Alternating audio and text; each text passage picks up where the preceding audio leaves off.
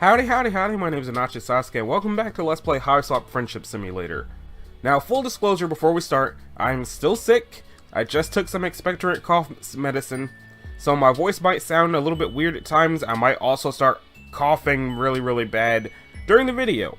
However, it's been like 2.5 weeks since the last time I did an episode of this, and it is currently 10:25. And I was not going to just not do an episode when it's 10:25, especially since I don't know what's going to be happening for the rest of the week or next week yet. So, in the last episode, we finished volume 13, so I don't know anything about volume 14 yet. Volume 14 of Cleanliness and Clownliness. This is a dark world, both because it's night and because of the brutal struggle for survival among its polymorphic inhabitants, many of whom seem to thrive on havoc and carnage. You'd be interested to see the Michelin guide entry for Alternia. You're convinced that after a day here, Ayn Rand would sign up with the Little Sisters of the Poor, Genghis Khan and Attila the Hun would join the Quakers, and Adolf Hitler would seek membership in the World Peace Council. Woo! Got one's law alert. Feeling a little dramatic tonight. So we got Marsty Hutik and Karako Pirate. Let's go with Pirate because they look like they're a clown. I've never noticed whether or not the clowns paint their horns before, or maybe it's just them. Oh, they look adorable, but we're going to start with them. Despite a certain sense of pervading existential gloom that you haven't managed to shake even after communing with a possible Oracle/secret agent, you're feeling pretty alright. No more brooding in your cliffside apartment. You have a fresh thirst this evening. A thirst for friendship! You're wandering around a neighborhood you haven't seen in a while, just a few blocks from where you crash landed. Maybe you'll go pay a visit to the crash site of your ship, even though it's long since been stripped for parts by the local population. Or maybe you'll try to find Diamond, and say hi! Though you're pretty sure he's still living the nomadic shrubbery lifestyle. You're just here for the nostalgia, honestly. Malaise, who? You hardly know her. Just then, from across the street, echo two voices raise an argument. Well, one is soft and murmuring, and one is loud and hawking. A rust-blood girl and a purple-blood guy are squared off in front of a patch of graffiti that blooms over the bricks like moss. The girl appears to be in the process of scrubbing it away. There's a mop bucket and a collection of sponges next to her. And I told you, this shit is sacred motherfucking iconography, the purple blood is saying, so fuck the hell off, little red dumpling. The rust blood says something back that makes him laugh. The sacred iconography appears to be a collection of swear words and a couple colorful renderings of certain sections of troll anatomy you have not yet had the chance to explore. The girl with the bucket wrings her sponge out and stares the clown down. Well, you assume she's staring him down. She's wearing big round goggles to match the bright rubber gloves pulled all the way up to her elbows. Despite the mop bucket, she looks more like a scientist from a B-grade horror movie than a janitor. The purple blood doesn't have any visible weapons on him, but that doesn't make him any less dangerous. And unless the girl has a blade in that mop handle, she's totally defenseless.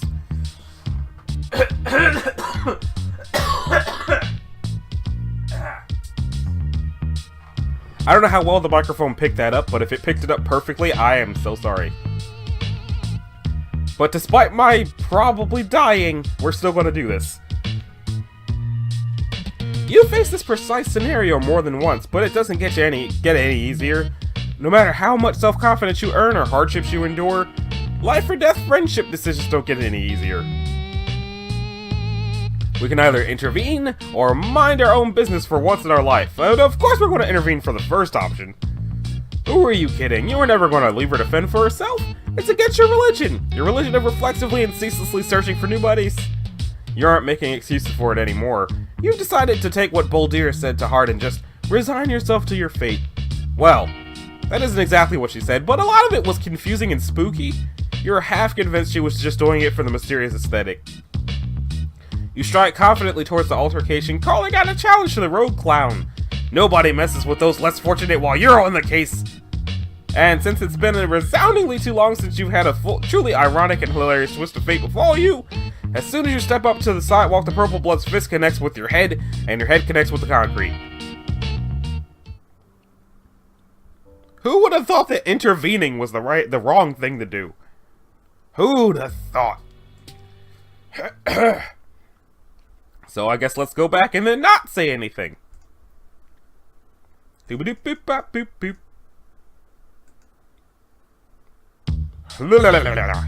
Mind your own business for once in your life. I probably should have known since it was phrased like that.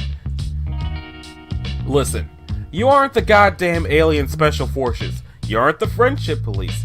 You can't afford to insert yourself in the middle of every single altercation in hopes that the drunken gamble of destiny will offer up new and greater connections onto your sore, tired ass.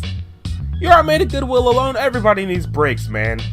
You march casually by, hands behind your back. If you knew how to whistle, you would. Nothing to see here, folks. Feet smack the ground behind you when the girl runs by, surprisingly spry in the rubber boots. Not spry enough, apparently, because the high blood is hot on her heels. Nope, not helping. Definitely not. Don't get involved. Don't get involved. You already made your choice. You're not getting involved. At the last moment, you stick out one of your famous legs and the clown goes flying. Man, fuck that medicine. He has to pay it hard nose first. Son of a bitch! There you went and got involved. The high blood might be kissing concrete, but he won't be for very long. It's tough to kill a clown. You take this opportunity to get the fuck out. Damn, you don't know anybody around here. Maybe you can run back to your stolen vehicle before... Maybe I should drink something. Alright.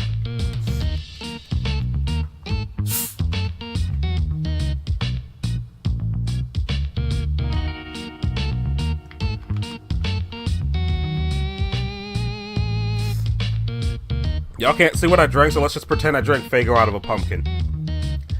Hands grab you by the back of the hoodie, hauling you around the corner and into the shadows of an alleyway. Shit!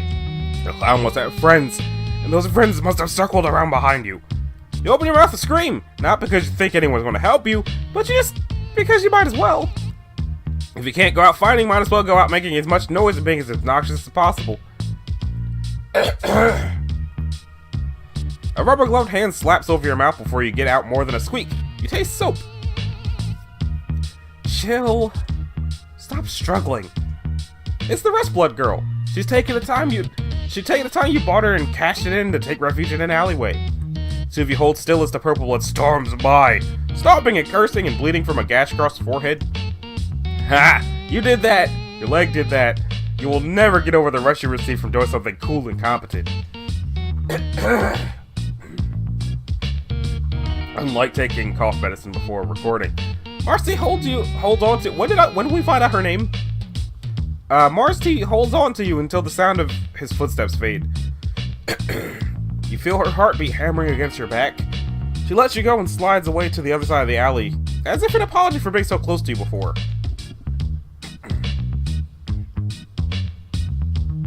Her boots squeak. You take a few steps nearer so you don't have to shout to be heard. You thank her for helping. You're both just all about helping, apparently. Decide not to mention the part where you tried very hard not to get involved. Yeah, you didn't have to do that. Actually, you shouldn't have. I'm perfectly capable of tripping my own clowns. You tell her you have no doubt that's true, even if it doesn't seem like... even if she doesn't have a sword in her mop handle, she seems to have a good pair of legs. Mentioning her mop appears to remind her that she left all her cleaning equipment out on the street. Takes a furtive glance down the way the guy had gone, then heads back up towards the graffiti. You scamper to keep up. You shouldn't be out alone in a place like this. Not that I can really summon much gumption to care beyond this one walk down the street. But, did you come here to die? Because that's what's gonna happen if you keep this shit up. What's your deal? You don't know about your deal. You've worked really hard not to consider your deal at all because that is the existential radio static that prickles at the base of your neck when you think about your deal. It is astoundingly unpleasant. Attempting to change the subject, you ask her if maybe she shouldn't get out of here while she has the chance. Is that bucket really that important to her? Marcy looks at you with a certain eyebrow raise that you're well accustomed to by now. Ah, shit. You just put your foot in it again, culture-wise. You wish you could find a book with a crash course on Alternia?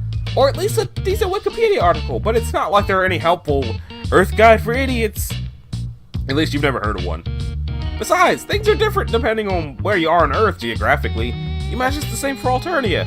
You feel positively nauseated at the idea of having to learn a whole new set of societal norms. You'll just stay in this particular city, thank you very much. Do I care about my bucket? It's kind of a weird way to phrase it. I care about it as much as the next person who doesn't want to get cold. Also, scourge rays don't grow in coniferous fauna. What? She tosses the discarded sponges back into the bucket. You bend down to help, but she stops you with a sardonic glance.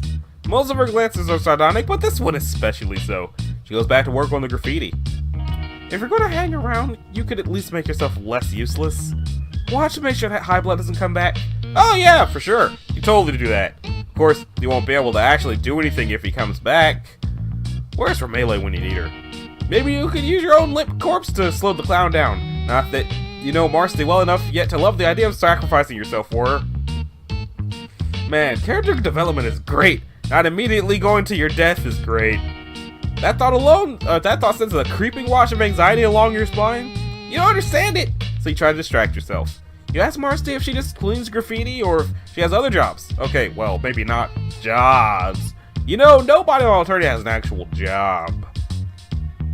Whatever I'm feeling, mostly. Today I was feeling getting rid of this incredibly ugly piece of shit drawing. Tomorrow I might be feeling dirty front doormats. Depends on my mood. Yeah, you def get that. You're also a person of mercurial moods. Do you seek out new friends tonight or go to one of your standby pals? Sometimes the universe just sweeps in and decides for you. Yeah, well, you're extremely weird and focused on weird shit, but also kind of magnetic at the same time. It's freaking me out. Wow, thank you. Marcy dunks her sponge back in her bucket, or scourge ray. Right, buckets are dirty. The drones don't make it down here very often, so there's a lot of shit to scrub. So it's cool that she likes cleaning so much. Where you're from, physical labor is considered morally virtuous, but also kind of looked down on. Fuck. Maybe you could use an Earth culture handbook for your own damn self. Who said anything about liking it? Who made the rule that I can only do what I like? Just slams the sponge down hard into the scourge ray, getting water down the front of her apron. This is just what I do. I like her horns. What, do you like wandering around in someone else's hoodie? Accosting strangers?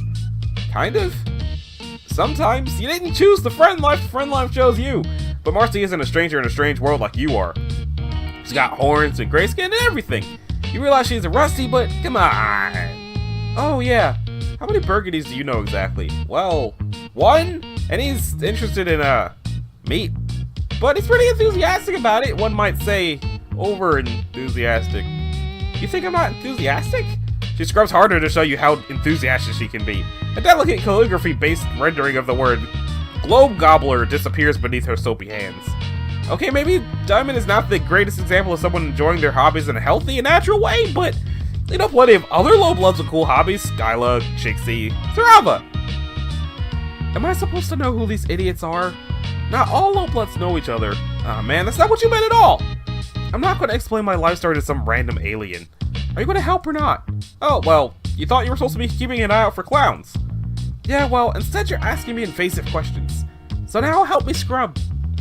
Despite these mixed signals, you pick up a sponge and start cleaning. This is actually a lot harder work than it looks like, and your back and shoulders begin to ache immediately. If Marcy does this every day, she must be ripped under that jacket. She stops talking and you just clean alongside her, worried that you're royally screwing this up. You don't know how to fix it. The graffiti is quickly disappearing between your combined efforts, and you aren't sure how much longer she's gonna put up with you after that. You gotta pull out the big friendship guns and fast.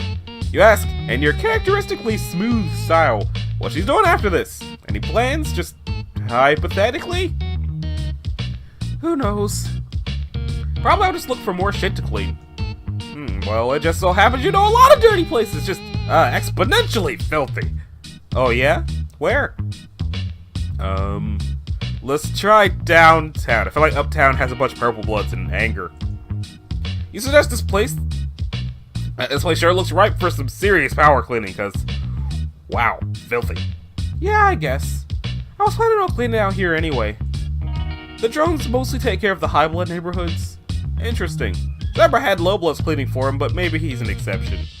I'm not here to explain cultural dynamics to you. At least not for free. You consider mentioning that you are the main character and thus totally deserving of cultural exposition, but you doubt she'd take that well. Also, it's kind of a weird thing to say, so never mind that. You show Marcy an alley you recognize, the one with the incinerator where Polypa had gotten rid of her assassination disguise. Here, maybe? Too easy. Okay, well, what about this stretch of rope where Remele killed a dude? There's still quite a bit of purple blood splattered around. Pretty good, but no. I don't have the right outfit for blood. Jesus, picky. Sorry. Are my personal preferences inconveniencing you? No, but you aren't used to this shit taking so long to pop off. Usually you've made a friend by this point, or you've been killed. You've been killed before? What are you, a purbeast? 9 lives? In retrospect, that was also a pretty weird thing to say. You meant it as a metaphor? Sometimes your internal monologue gets out of hand and spills out into your interlocution. Whatever, dude. You're considering just bringing her back to your place to clean up the mess you've made there when you realize Marcy's no longer with you. You turn around to find her gazing down an adjacent street into an empty lot. The space gives you a brief twinge of recognition before it fizzles away to nothing. Probably just deja vu. At first you don't notice the person sitting on the tire pile because without her other half, her silhouette is underwhelming. What? Oh, fantastic. Hey, Normie. Oh, hi, Follicle. It's been a while. You might notice that you are a whole lot less normal than you used to be. They're right. They're weird as hell. Hey, you are also like 80% more confident than you used to be. You don't back down from insults. Perhaps Marcy is the one who's weird because she's the one who's so fucking into cleaning up after people. That's really strange. Hey, that's a little judgy. Yeah, for real. Oh, you've been expecting Follicle to join you in mocking Marcy. You didn't want to be too mean or anything. You're just really sick of having your intelligence insulted concerning stuff you absolutely couldn't have no way of knowing about. You wanted to make her look like an asshole, but as usual it seems to be, in fact, you who are the asshole. Marcy seems to agree. Hey, maybe go fuck yourself a little bit. You apologize. You didn't mean it. You just experience pilot confusion when there's too many friends in one place. You're sorry. You didn't mean to insult her hobby, but she actually doesn't really seem too into it. You're just trying to help. You know plenty of low-bloods who do all sorts of activities. Oh yeah? Who? Well, Follicle, for instance, wait, you need another word. She and her boyfriend, harass people, and they seem to enjoy that. Also, there's Skyla and Trixie and Sarava. They all excel in their fields to a certain extent. Right. So how's that going for them? Well, you deflate somewhat. Trixie gets skeeved on all the time, and Skyla constantly has to defend her home lessons against thieves. Sarava literally had to gouge out their own eye and downplay their psychic power. Vicari, well, near you can tell, Vicari is having a great time falling off cliffs and imagining their firmament above. You might be an outlier and therefore shouldn't be counted. While you're working through your apparent classism through navel-gazing monologue, Marcy is checking Follicle out, like, really checking her out. Who the fuck are you? Follicle slaps Marcy's hand away. Keep your fronds to yourself. Marcy raises her goggles up to her forehead. You've got Void Rod. No shit, troll Sherlock.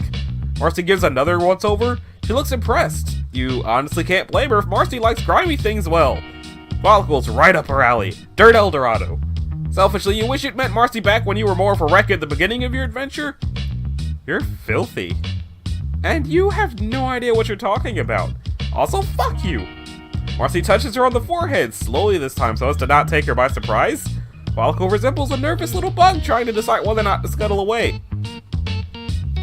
Did you think that dirt helped you keep you insulated? It's actually the opposite of that. If you were less grimy, the energy transfer would be easier. Oh, right. Cuprum isn't here, which means her giant battery isn't here either. Yeah, I sent him out for takeout. I needed a break, but won't she, die? Not instantly. Does your husk top die as soon as you unplug it? What are you, a fucking Void Rot scholar? What do you know? I know a lot of things. You ask Marcy if she's interested in medicine? Maybe she could go into that! Marcy rounds on you in stark irritation. This is the most emotion she's shown since you've met her. Whatever you're trying to do here, stop. I'm not stupid. What do you think they'd say if I applied to be a medic off-planet? They'd laugh their asses off and hand me a saturated scrub pole. And that's if they're feeling generous? This is what I do, so let me do it. Chastened and uncharacteristically speechless, you nod and let Marcy turn back to Follicle. You really don't want to just leave it like that, but maybe the truly friendly thing here would be to just less trying to improve your friend's life and just letting them live it. Diamond had told you much the same thing all those months ago, that he's planning to just keep his head down and try to stay alive. It's not uplifting, but maybe not everything has to be. Marcy gave Follicle some advice as to the best way to make sure her body retains as much energy as possible. Follicle groans, and you're pretty sure that if she had eyes she'd be rolling them. You do notice, however, that she listens. Marcy starts back down the sidewalk after that, pushing your Scourge in front of her. After a moment's hesitation, you follow, half expecting for her to get mad again. Instead, she just slows down so you can catch up. She's pulled her goggles back down over her eyes. You think they're probably more there for social reasons than protective ones. Sheepishly, you apologize for being a busybody back there. You're just really used to wanting to help people out. Kind of for selfish reasons, friendship reasons, but still. Yeah, it's fine. No hard feelings. You just like fixing things when they're busted or when you've busted them through your own chronic idiocy. Sometimes you just gotta do what you can, but you think Marcy might understand that a little bit. Yeah, I think I might.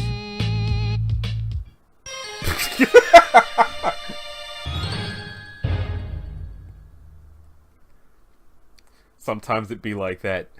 Okay, time to go back and get the second bad ending.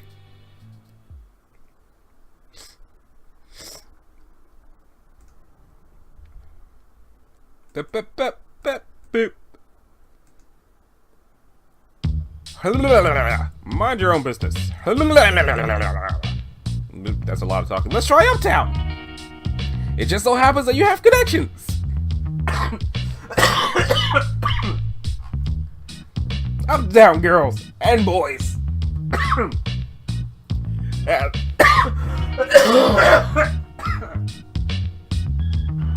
that sucks. I'm sorry. You asked Marcy how she'd like to clean a mansion. I guess that could be cool. What are you thinking? Please don't go to Zebra's house. Well, first of all, you want to bring your new friend to your swank stolen car. Marcy doesn't seem that interested, although she does comment that she's never been in a scuttle buggy. Then she begins picking up the crumbs from your back seat. Tell her she doesn't have to clean up after you. Bold of you to assume I'm doing it for you. You shrug. You come to accept that some of your friends are just fundamentally difficult to understand. Some days you really think you're beginning to get it, and the next you remember that alien isn't just your immigration status. Marcy stares out the window as the houses get bigger and grander. The car passes beneath an archway and a light sweeps over the two of you. Marcy stiffens. You don't have to worry. It's just a sensor to discern your blood color. I'll give you a plug-in to scramble it. No stress. Must be nice to have friends in high places. You ask Marcy where she lives. Wherever I feel like. Depends. So she's just like Diamond. Her hive was destroyed. Or possibly up a tree like Bold Ear. Although it's possible she's just fucking with you. I wish you'd stop comparing me to people like I should know what you're talking about. And no, my hive is fine. It just gets boring cleaning the same fucking building over and over again. You get how that could be cool, going from place to place like Diamond goes look for meat, and Connell with Azdiah look for people to kill. Everyone here seems to be weirdly obsessive and hyper-fixated. Maybe that's what happens when you bring up a bunch of kids in a robot-regulated world where the only rule is don't get cold, and by the way, some of you are inherently inferior. Have fun. Oh no! As you get closer to Zebra's hive, you begin to get chilly strut pods. What if he tries to make Marcy do one of his, guests? He has that weird thing for low bloods. You figure she'll be safe if she's with you, but you are always the best at making good decisions when you have more than one friend to deal with at once. The sight of Zebra's lust is glaring at you from an upstairs window clinches it. You can't take another condescending stare from Zebra Dad. Where are we going? I hope you weren't talking about this pathetic mess on the seat. Barely worth my time. You can make a better mess, you swear. No. I don't want a staged mess. Fuck, okay. Who do you know who was a kind of a slob but also not a total piece of shit? Hey! Goat Dad lets you in with a hysterically happy bleat. Aw, miss you too, Goat Dad! Marcy weathers his snuffling and nuzzles, and when he tries to eat one of her rubber gloves, she scratches him behind the ears as a distraction. She gently removes the glove from his mouth. I need these, actually. You call out the Galek, but he doesn't respond. Maybe he's out. You just break into his fucking house. The coffee pot is half full, but it's cold. Goat Dad bleats and butts you gently. Oh, poor guy, are you lonely? Has Galek been neglecting you now that he has a hate boyfriend? Marcy is a little more uncomfortable here than she had been in your car, but when she catches sight of Gluck Study, all of that sloughs off. It's even more of a mess than it had been last time you were here, and when he'd actually been trying to impress you with his intellectual clutter. He gets to work immediately, stacking books alphabetically and sorting papers into piles by subject. You know, Gallic is an A-type personality who will probably go briefly ballistic at the knowledge someone just mess with his stuff, but Marcy's just so organized and thorough. You feel sort of weird about just standing here watching her clean, so you gather up all the used dishes and bring them into the kitchen. When you're done with that, you figure you'll just try to be entertaining. You ask her if she's seen any movies recently. Since you've made friends with ZBD and started hanging out with Tagiri's anime club, you've been exposed to multiple cultural touchstones. Yeah, I don't really watch much TV. Don't worry, I don't need to be entertained. She kneels down and starts dusting beneath the couch. I know you think I'm basic, and that's fine. I don't really give a shit what anyone thinks, let alone a condescending alien with no blood color to speak of. Yikes. So if you wouldn't mind... Crunch, crunch, crunch. Oh no. Crunch, crunch, crunch! The hell is that noise? And there you go again, getting swept up in a friendship endeavor and totally beefing it. You forgot about Gotad's propensity for nomming on anything within reach, and he spent the last 10 minutes happily munching on several leather-bound notebooks. That's experimental word rumpuses! Fuck, he loves those! He's gonna murder you! To smooth another layer onto this farce, the front door creaks open and Gal's voice rings out calling to Gotad, who lets out an excited bleat and scampers off, trailing little white scraps. Marcy looks from you to the front of the house and down at the paper trail. Then she's out the window and off down the hill because, though basic she may be, she's no idiot. Scamper. Okay, so, that bad ending was not as terrible as it could have been. It just resulted in Gallic's books being eaten, and he's probably mad. But he might not be that mad, but we'll never know. So, that about does it for this episode of Let's Play Hiveswap Friendship Simulator. In the next episode, we're going to check out the Clown Child. And the only thing I know about the Clown Child is when they were trying to announce this episode, they didn't show up for the announcement. In any case, this has been Anashu Sasuke. If you liked it, a like and subscribe will be groovy. If you didn't, I can understand that since I spent a good, like, 2-3 minutes of the video coughing a lung out. So, thanks for watching, and I will see you all in the next one. Later.